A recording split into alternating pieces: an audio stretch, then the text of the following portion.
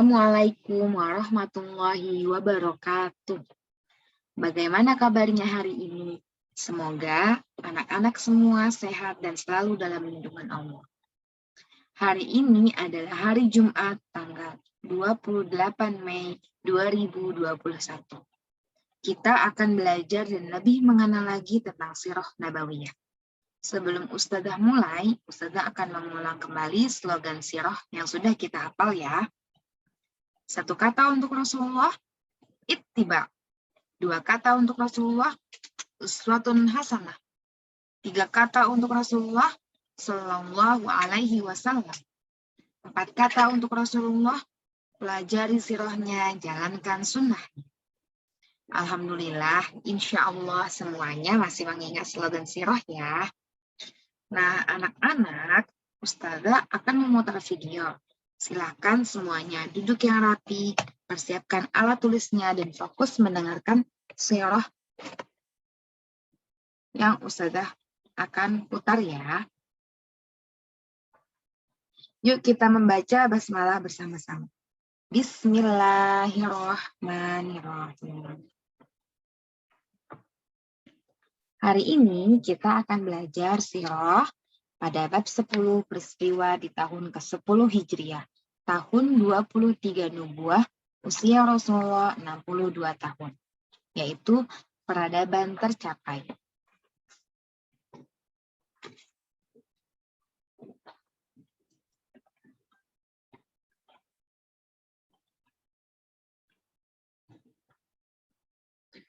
Hubungan dengan materi sebelumnya. Tahun 9 Hijriah, 22 Nubuah, usia Rasulullah 61 tahun. Saat ini tahun 10 Hijriah, 23 Nubuah, usia Rasulullah 62 tahun. Setelah perang Tabuk tahun atau Sana al-Wuqud, dan Abu Bakar As-Siddiq menunaikan ibadah haji bersama rombongan kaum muslimin, maka setelah tahun itu tidak boleh ada seorang musyrik pun berhaji. Maka Jazirah Arab terbebas dari penyembahan berhala. Hal ini mewujudkan peradaban Islam di daerah Hijaz dan sekitarnya. Kata konsep dan bab 10. Yang pertama ada haji wada, hikmah dan umroh. Yang ketiga, ringkasan.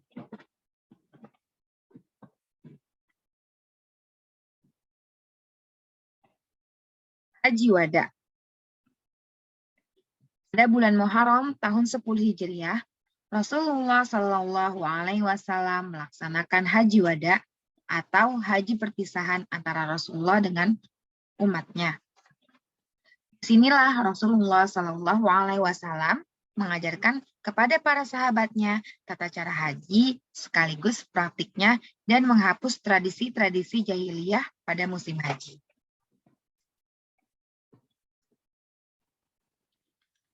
Haji wada terjadi pada bulan Zulqa'dah tahun 10 Hijriah di usia Rasulullah 62 tahun. Menjelang bulan Zulqa'dah, Rasulullah Shallallahu Alaihi Wasallam bersiap-siap untuk menunaikan ibadah haji dan memerintahkan kaum muslimin untuk bersiap-siap. Rasulullah Shallallahu Alaihi Wasallam berangkat pada tanggal 25 bulan Zulqa'dah. Rasulullah Shallallahu Alaihi Wasallam mengangkat Abu Dujana As-Sa'idi sebagai imam sementara di Madinah. Tanggal 4 Zulhijjah, Rasulullah Shallallahu Alaihi Wasallam memasuki Mekah. Saat haji wada, Rasulullah Shallallahu Alaihi Wasallam bersabda, "Ambillah dariku tentang tata cara ibadah haji kalian."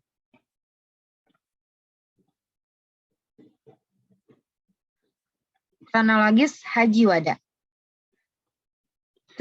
Sebab tugas dakwah Rasulullah telah sempurna. Kemudian rombongan haji berangkat tanggal 25 Zulqa'dah, tahun ke-10 Hijriah. Pada tanggal 4 Zulhijjah, Rasulullah beserta rombongan tiba di Mekah. Rombongan yang tak membawa hewan kurban langsung bertahalul pada tanggal 8 Zulhijjah. Pada tanggal 9 Zulhijjah, Rasulullah Shallallahu Alaihi Wasallam wukuf dan khutbah.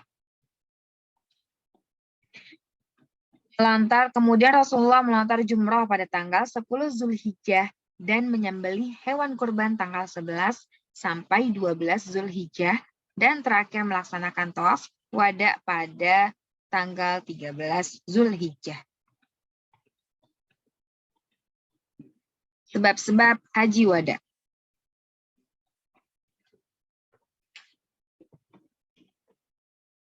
Tugas berdakwah menyampaikan risalah kini telah sempurna. Allah ingin memperlihatkan hasil dakwah kepada Rasulullah Shallallahu Alaihi Wasallam.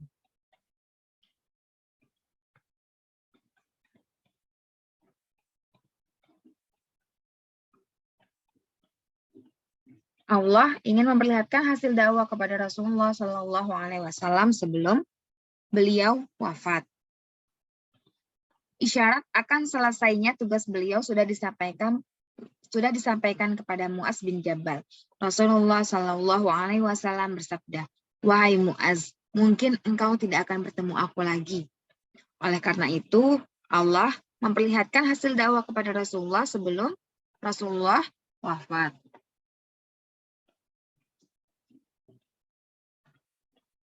Tanggal 25 Zulqa'dah 10 Hijriah. Rombongan haji Rasulullah Shallallahu Alaihi Wasallam berangkat tanggal 25 Zulqa'dah. Sebelum jalan, Rasulullah Shallallahu Alaihi Wasallam menyempatkan diri bersisir, memakai minyak rambut, menggunakan jubahnya, dan mengalungi hewan kurbannya.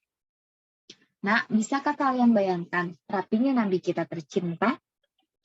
Rasulullah Shallallahu Alaihi Wasallam berangkat setelah zuhur hingga sampai di Zulhulaifah dan menginap di tempat tersebut. Saat pagi tiba, Rasulullah Shallallahu Alaihi Wasallam bersabda kepada para sahabat, "Tadi malam datang seorang dari Tuhanku dan berkata, sholatlah di lembah penuh berkah ini. Dan katakanlah, aku berniat melakukan umrah di dalam ibadah haji."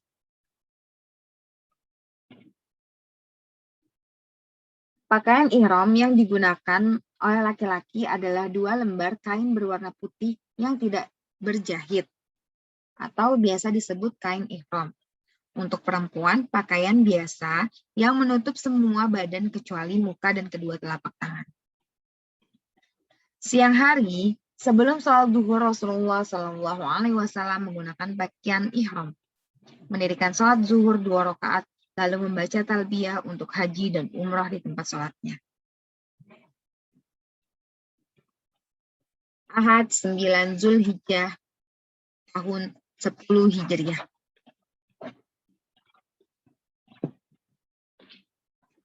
Rombongan haji Rasulullah Shallallahu Alaihi Wasallam tiba di Mekah pada Ahad pagi tanggal 4 Zulhijjah tahun ke-10 Hijriah.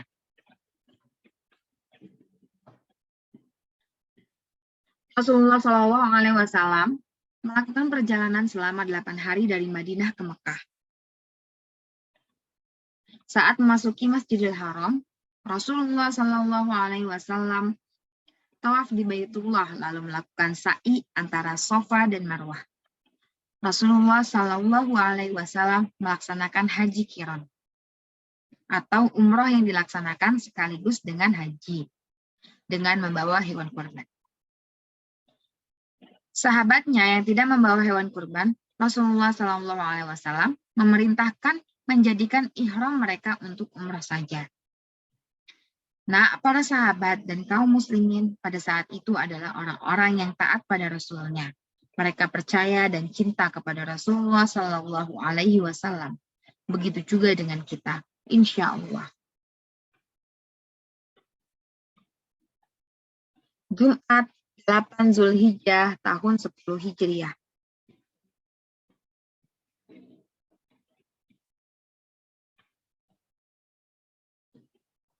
Delapan Zulhijjah dikenal pada hari Tarwiyah. Rasulullah Shallallahu Alaihi Wasallam menuju ke Mina serta menginap di sana. Setelah itu, Rasulullah Shallallahu Alaihi Wasallam melanjutkan perjalanan hingga tiba di Arafah. telah ada tenda yang didirikan untuk beliau di Namiro. Rasulullah Shallallahu Alaihi Wasallam tinggal di tempat tersebut hingga zuhur. Nah, gambar yang ada di slide ini adalah tenda-tenda di Mina yang digunakan untuk mabit saat ini.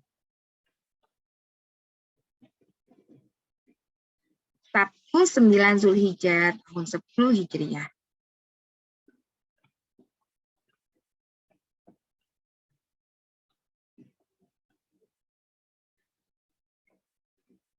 Rasulullah Shallallahu Alaihi Wasallam tiba di Arafah dan duduk di atas unta beliau.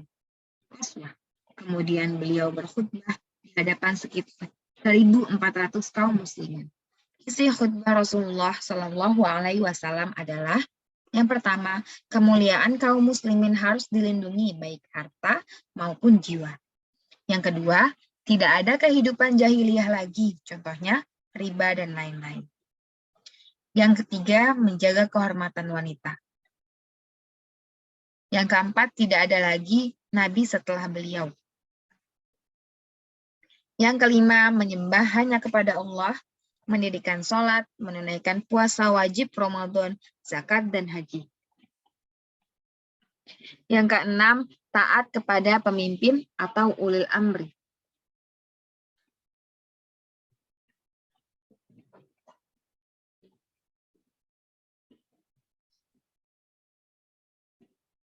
Kemudian setelah khutbah disampaikan, turun Quran surat Al-Maidah ayat 3. Peristiwa ini adalah asbabun nuzul dari ayat tersebut.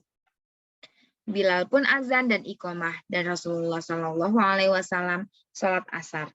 Beliau kemudian berjalan menuju ke tempat wukuf. Menjelang maghrib, beliau menuju Muzdalifah dan sholat maghrib serta isya dengan 1 azan dan 2 iqamah. 10 sampai 12 Zulhijjah tahun 10 Hijriah. Rasulullah Shallallahu Alaihi Wasallam tiba di Mina pagi hari, kemudian menuju tempat melempar jumrah. Rasulullah melakukan jumrah dengan melempar 7 batu kerikil sambil bertakbir setiap lemparan. Selanjutnya, beliau menuju tempat hewan kurban dan menyembelih sendiri 63 ekor unta dan menyerahkan kepada Ali bin Abi Thalib 37 ekor unta, hingga semua berjumlah 100 ekor unta.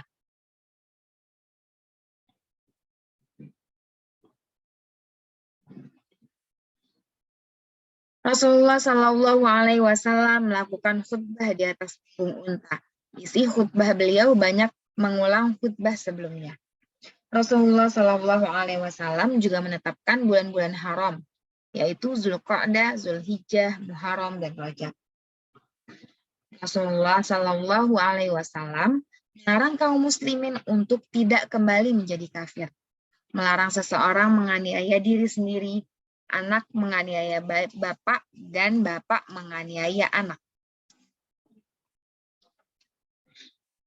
Masya Allah, Islam mengajarkan keadilan dan keselamatan.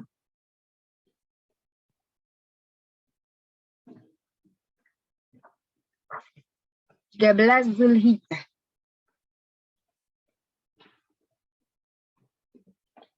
Setelah Rasulullah Shallallahu Alaihi Wasallam bermalam di Mina, kemudian Rasulullah menuju Ka'bah untuk melakukan tawaf wada. Setelah semua rangkaian haji selesai, Rasulullah Shallallahu Alaihi Wasallam dan kaum muslimin kembali ke Madinah tanpa mengambil waktu istirahat, agar perjuangan ini terasa murni karena Allah dan di jalannya. Setelah itu Rasulullah Shallallahu Alaihi Wasallam tidak pernah lagi kembali ke Mekah, kota kelahiran beliau. Sekarang kita menuju ke hikmah. Yang pertama, Rasulullah Shallallahu Alaihi Wasallam mengajarkan kepada para sahabat cara haji sekaligus prakteknya.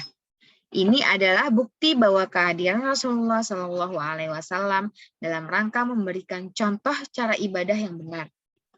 Yang kedua, Rasulullah Shallallahu Alaihi Wasallam telah diberi isyarat bahwa tugasnya di bumi telah hampir selesai. Dakwah Islam telah tersampaikan dengan sempurna. Yang ketiga, dengan peristiwa Haji Wada, kaum muslimin meninggalkan tradisi-tradisi jahiliyah.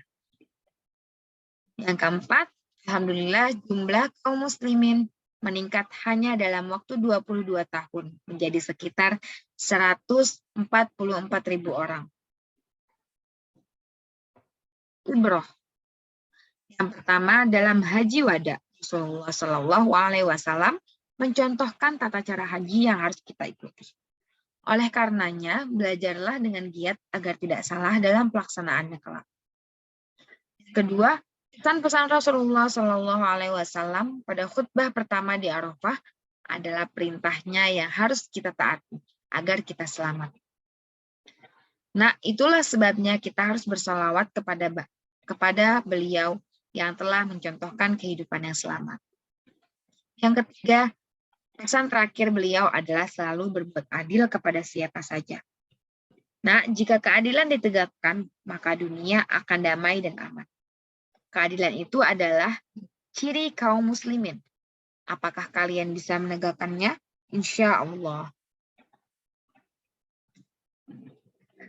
Ringkasan. Pada tanggal 25 Zulqa'dah, Rasulullah Shallallahu Alaihi Wasallam tiba di Zulhulaifah menunaikan sholat asar 2 rakaat dan menginap di tempat tersebut sampai pagi. Kemudian berniat umroh dan haji. Lakukan ihram dan menjalankan haji qiran, yaitu menggabungkan antara haji dan umroh. Yang kedua, pada tanggal 4 Zulhijjah, Rasulullah Shallallahu Alaihi Wasallam memasuki Masjidil Haram, tawaf di Baitullah, sa'i antara Safa dan Marwah, dan tidak bertahallul. Ringkasan pada tanggal 8 Zulhijjah atau hari tarwiyah. Mereka yang tak membawa hewan kurban langsung bertahallul pada hari ke-8 Zulhijjah yang dikenal dengan hari tarwiyah. Pada tanggal 9 Zulhijjah, Rasulullah Shallallahu Alaihi Wasallam wukuf di Arafah dan duduk di atas unta beliau, Qaswah. Kemudian beliau berkhutbah di hadapan sekitar 140.000 kaum muslimin. Haji Wada. Kemudian turunnya Quran surat Al-Maidah ayat 3. Pada tanggal 10 sampai 12 Zulhijjah, Rasulullah Shallallahu Alaihi Wasallam melontar jumrah pagi hari di Mina. Rasulullah Shallallahu Alaihi Wasallam menyembelih sendiri 63 ekor unta. Rasulullah Shallallahu Alaihi Wasallam khutbah untuk yang kedua kalinya sebagai penekanan dari khutbah yang pertama. Pada tanggal 13 Zulhijjah, Rasulullah Shallallahu Alaihi Wasallam menuju Ka'bah untuk melaksanakan tawaf wada. Rasulullah Shallallahu Alaihi Wasallam dan kaum muslimin kembali ke Madinah. Alhamdulillah, selesai sudah materi bab 10 pada hari ini. Semoga apa yang sudah sampaikan bisa diambil hikmah dan ibrah. Kita akan melanjutkan bab 11 di minggu depan, insya Allah. Assalamualaikum warahmatullahi wabarakatuh.